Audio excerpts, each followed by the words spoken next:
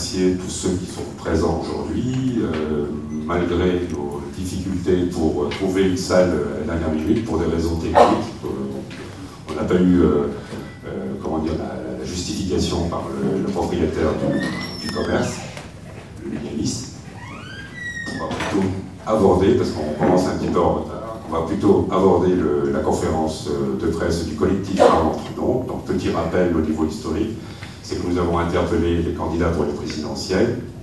Des petits candidats nous ont répondu, tels que M. Cheminade, M. Asselineau, et j'ai peut-être oublié encore une personne. Tu pourras peut-être m'aider, il y a encore une troisième personne, je pense, non? La FCR, oui. Ensuite, LPA maintenant, oui. Il ne faut pas l'oublier maintenant que c'est le LPA. Je voulais juste dire aussi que ça rejoignait plus ou moins aussi les positions de Mélenchon et aussi de Marine Le Pen. Ça concerne toujours les questions d'ordre international. Là, on a voulu renouveler cette opération avec les législatives. Donc on a interpellé là cette fois-ci, on s'est pris un petit peu en avance, c'est qu'on a interpellé dans tous les bureaux politiques de chaque parti politique. Et on attend aussi leur réponse, et puis on verra et on fera un communiqué par rapport à leur retour concernant nos doléances et nos interrogations. Alors là, je suis très très heureux et content au sein du collectif d'avoir nos intervenants pour pouvoir toujours nous éclairer, parce que nous, petits citoyens, ne sommes pas forcément au courant des aléas et aussi de toute cette politique qu'on nous mène, qu'on nous formate quotidiennement dans nos médias respectifs. Alors je vais faire le tour de table. Je vais commencer donc par Madame Aminata Draman Traoré, ancienne ministre et écrivaine malienne, qui est à ma droite. Ensuite, Monsieur Robert Charmin qui s'excuse, parce que là il a eu un imprévu hier soir à la dernière minute, il n'a pas pu se rejoindre à nous.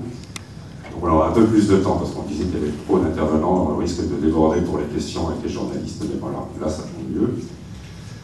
Ensuite, à ma gauche, Madame Mireille Fanon, Mendes France, présidente de la Fondation France Fanon, de la mission civilisatrice, avec cette thématique coloniale à l'ingérence humanitaire. Bon, j'ai peut-être oublié pour la thématique qui avait été choisie par Madame Aminata Draman Traoré, le Mali, recolonisation programmée. Bon, je ne vais pas rentrer dans les détails, je vais plutôt lui laisser l'explication suite à la difficulté au drame libyen. Il fallait peut-être aussi s'attendre à cette résurgence qu'on voit maintenant dans pas mal de pays d'Afrique, pas forcément le Mali, mais vous allez peut-être comprendre que cette situation risque de déborder encore plus. Ensuite, on a Monsieur le colonel Alain Corvez, conseiller en géopolitique.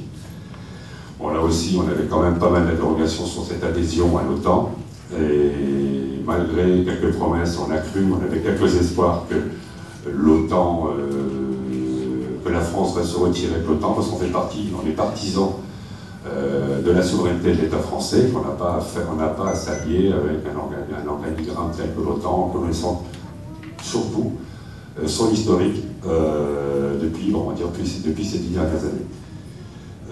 Ensuite, donc la thématique pour M. Corvez, c'est France-OTAN. Donc de Strasbourg 2009, donc je ne sais pas si vous vous rappelez tous, c'était l'adhésion déclarée par ce président qui s'appelait Sarkozy. Et aujourd'hui, Chicago, donc qu'est-ce qui s'est passé dernièrement? Il y a eu cette fameuse réunion de l'OTAN, donc est-ce qu'il y a eu des perspectives nouvelles? Est-ce qu'il y a eu un nouveau programme? Ou est-ce qu'ils vont peut-être changer d'appellation? Parce que l'OTAN, on parle toujours de transatlantique avec cette affaire d'Union soviétique. Alors est-ce qu'ils ont changé de thématique, ils vont s'occuper de toute la planète? Je ne sais pas. On va peut-être que M. Corvez va peut-être mieux nous éclairer. Et ensuite, pour terminer, M. Luis Fernando Basoto, qui est enseignant, syndicaliste péruvien, membre du collectif, militant actif, qui va apporter aussi un éclairage sur cette Amérique latine qui change beaucoup. Mais malheureusement, comme d'habitude, on n'est pas du tout au courant de cette nouvelle dynamique en Amérique latine, à travers les médias, aussi bien par les intellectuels qu'on nous présente souvent dans les plateaux de télévision. C'est pas forcément une bonne chose. Donc là, on est très content d'avoir Louis qui va peut-être nous éclairer, il va sûrement nous éclairer sur l'Amérique latine, une histoire récente d'ingérence et de résistance nationale. Là, je vais passer la parole. J'ai oublié aussi l'essentiel, c'est pourquoi on est là aussi, c'est aussi pour interpeller les candidats pour les législatives. Donc, Mme Badia Djeloul, qui est dans la droite, qui va, au fur et à mesure des thématiques, présenter les questions qui sont posées par le collectif à l'égard, en direction des partis politiques. Merci. Donc, peut-être Badia qui va peut-être apporter une première proposition, première question, et ensuite, ça sera Mme Traoré. Merci.